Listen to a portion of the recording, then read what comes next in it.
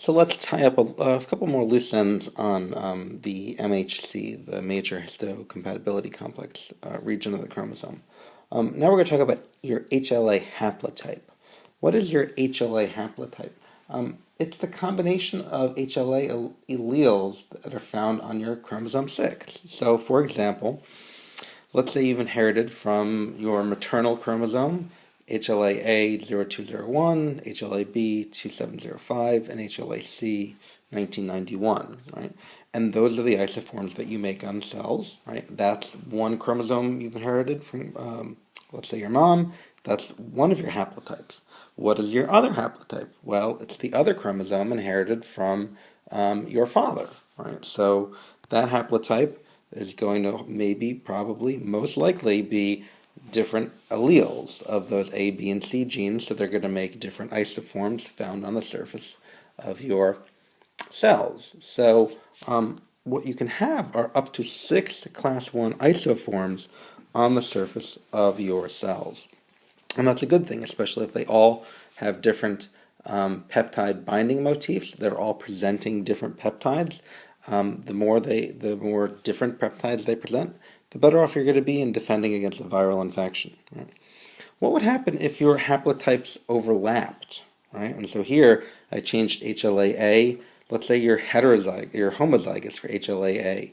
Very unlikely, since this gene is highly polymorphic. But if your haplotype overlapped in that respect, then you would have not 6 different isoforms, but 5 different isoforms.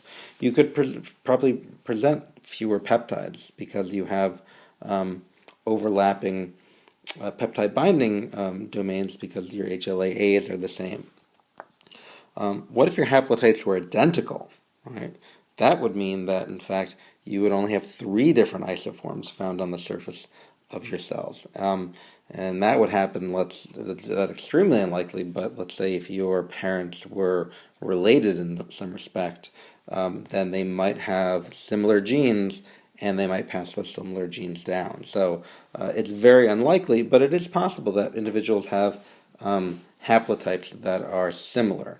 But most of the time, the haplotypes are different. There's another thing that we want to talk about in terms of overlapping haplotypes. So I mentioned overlap before if your alleles are the same, but that's very unlikely because these genes are highly polymorphic. But it is possible that, let's say, 2 different alleles could be presenting the same peptide. So, for example, HLA-C 1991 and HLA-B 2345. What if they both presented a peptide with an anchor residue of glycine at position 2 and isoleucine at position 9?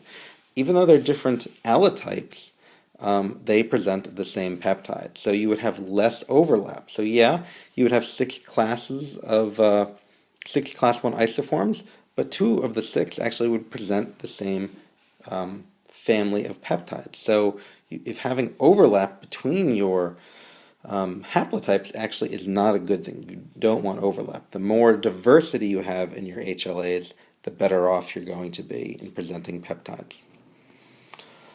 Now let's cover a concept called MHC restriction. So what's MHC restriction? So let's start off with the allotype A3001, which has anchor residues of phenylalanine, right, at positions 2 and 9. So it can present any peptide with phenylalanine at position 2 and 9. Right? So if, in fact, you make a CD8 T cell that's arranged its alpha and beta gene using VD-gene recombination, junctional inversity, you get variable regions that match this peptide, that's great. Because if this peptide is foreign, you want to attack the cell. What we're going to learn about, and we'll see in the next chapter about T-cell development, is that T cells with their T-cell receptor really have to recognize 2 things. The T-cell receptor has to bind and interact with that MHC isoform. So there's physical interaction between the T-cell receptor proteins and the alpha chain. And then there's also the interaction in the antigen binding pocket or antigen binding domain of the T-cell receptor created by the variable regions of the alpha and the beta chain.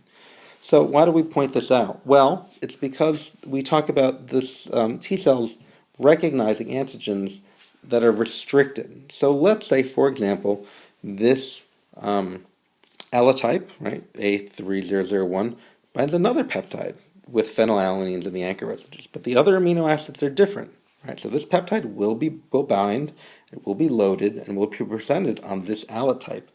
But will that T cell, that was the first one we showed, will that bind this peptide? Probably not, because the variable region that makes up the antigen binding site of the T cell receptor, it recognized, proline and alanine in that first peptide, but in this peptide there's a histidine and there's a lysine. So you're not necessarily going to have that interaction. So that T cell is restricted to binding only a certain type of peptide. It's not going to recognize every peptide presented by A3001. That being said, even though it's using the same anchor residues, the T cell doesn't recognize the anchor residues. It actually looks at the other residues to see if it binds into their antigen binding site of the T cell receptor. Another instance where T cells are restricted or don't recognize MHCs, let's say instead of using allotype A3001, let's use allotype C1991. And let's say, for example, that allotype C1991 also binds phenylalanines at the anchor residues. Well, great. Will that T cell receptor recognize this peptide? We've already established that the peptide binding, or the antigen binding pocket, does in fact bind the variable region. Well, it turns out that it won't recognize it, because, as we'll see in the next chapter, when T cell receptors develop, when T cells develop in the thymus and rearrange their alpha and beta genes for the T cell receptors, those receptors are trained on specific allotypes. They're allowed to live because they have proven that they can check a certain allotype. So that T cell doesn't interact with allotype C1991, it interacts with allotype A3001. So there's restriction going on. And we talk about how the MHC is restricted to certain TCRs, T cell receptors, or the TCRs are restricted to certain MHCs. So you really need the interaction not just with the peptide sequence, but with also the MHC, right? So there are these really three crucial interactions, right? The alpha chain and the beta chain of the T cell receptor both interact with the MHC class 1 alpha chain, right? And the variable region, the antigen binding domain of the T cell receptor that's created by both the alpha and beta chain of the T cell receptor have to bind the peptide. So so as your book says, and this is at the bottom of page 150, a T cell that responds to a peptide presented by one MHC allotype will not respond to another bound peptide by that same MHC allotype, or to the same peptide bound to another MHC allotype. And if this figure is confusing, and I think it is truthfully, there's also a drawing in your book, figure 531, that more or less presents the same thing.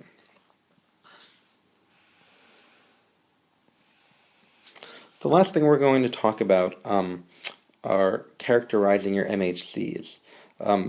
The MHCs that you have inherited, that are on your T cells, we call them self-MHCs, or they're autologous, they're yours, and your T cells have been trained in the thymus to bind, to check them.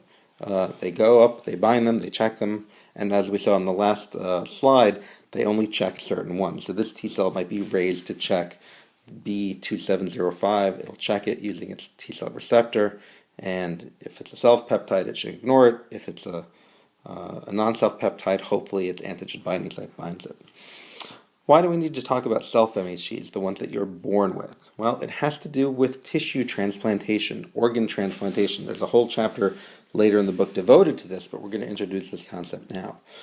When you get organs from somebody, right, you're getting their tissues made of cells. Their cells have MHC1s on them, right?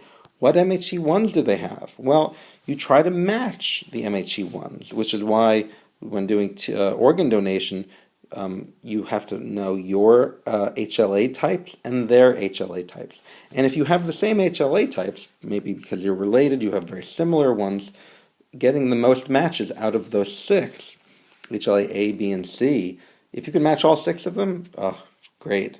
If you can match 5 out of 6, better. 4 out of 6, 3 out of 6, you're getting in trouble here, because if there's an MHC type, allotype that you don't have, we call that allogenic. It's another different MHC. Is this bad to have in your body? It turns out it is, because CD8 cells might bind that very, very strongly. They haven't been trained in the thymus to check this kind of thing out. So for all we know, and actually your book talks about the fact that a certain percentage of your T cells are what are called alloreactive, where they would bind really tightly to somebody else's MHC or an allogenic MHC. And if that's the case, then the CD8 cell would actually bind this very strongly, thinking it's found a foreign peptide, kill that cell, and kill the whole organ. So alloreactive T cells are responsible for rejecting organs and tissues, and it's because that they recognize allogenic or non-self MHCs. And so this is called alloreactivity, or an alloreaction. We'll go much more into detail into this in the last unit of the class, but we needed to introduce this concept now that the MHCs that you inherit, those are your self MHCs. If you get MHCs put into your body from somebody else's cells, those are allogenic MHCs, and it's possible, actually quite likely, that some of your T cells would interact very strongly with them. Those are alloreactive T cells, and those would be primarily responsible for rejecting the organ.